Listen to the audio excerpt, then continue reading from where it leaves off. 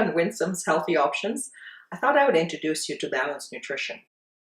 If you're going to take the time to really try to eat well, it's best that you know all of the components that you need to put in to make sure that you're going to have the energy you need to function and that you're going to have the nutrients that your organ system needs as well.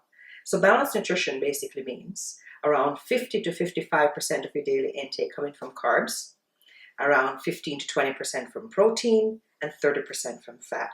So I thought I would just show you a really quick look at your carbohydrates. Now, carbs are basically the sugars, starches, and fiber in food. So when we talk about 50 to 55%, unfortunately, for many of us who love bread, it's not just bread. We're talking about a combination of breads, cereals, vegetables, and fruits, and even the carbohydrates found in milk and yogurt. So when we talk about 50 to 55%, it's not half your plate be starchy foods. If you really want to eat well, you want to eat the lowest calorie containing carbohydrates more than anything else, and those are vegetables.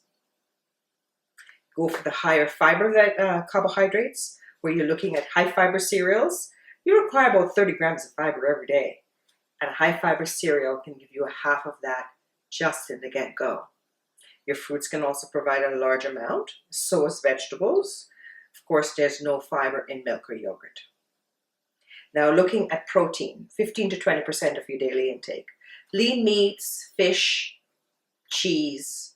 You want to minimize the cheese because of the fat content, but you can add some eggs and some legumes, some tofu, and so on. That should be around 15 to 20% of your daily intake. Now, protein is really important. If you want to really stabilize your blood sugar levels and guarantee energy levels that are constant throughout the day, you always want to combine carbohydrates and protein together. Now, small amounts of protein, when I say small, think of a deck of cards being 3 ounces. That's a good size for dinner for women and a little bit bigger for men. You could even do half of that for lunch or maybe some fish. Or if you started off your day with an egg at breakfast with some vegetables and you're combining a good selection of foods, that's going to be satisfying. Now, when you look at fats, 30% of your daily intake. Now, don't get too excited. When we talk about fats being 30%, a serving of fat is minute. It's about a teaspoon of oil, which is like the size of your fingertip if you're not sure.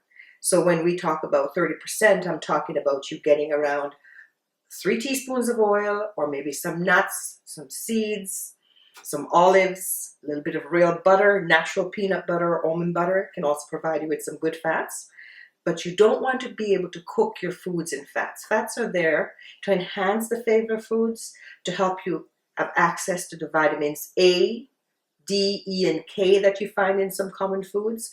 And so, of course, small amounts. If you think a gram of fat is 9 calories, a gram of carb is 4 calories, a gram of protein is 4 calories, then you have an idea how important it is to minimize your intake of fat. Now, fats function.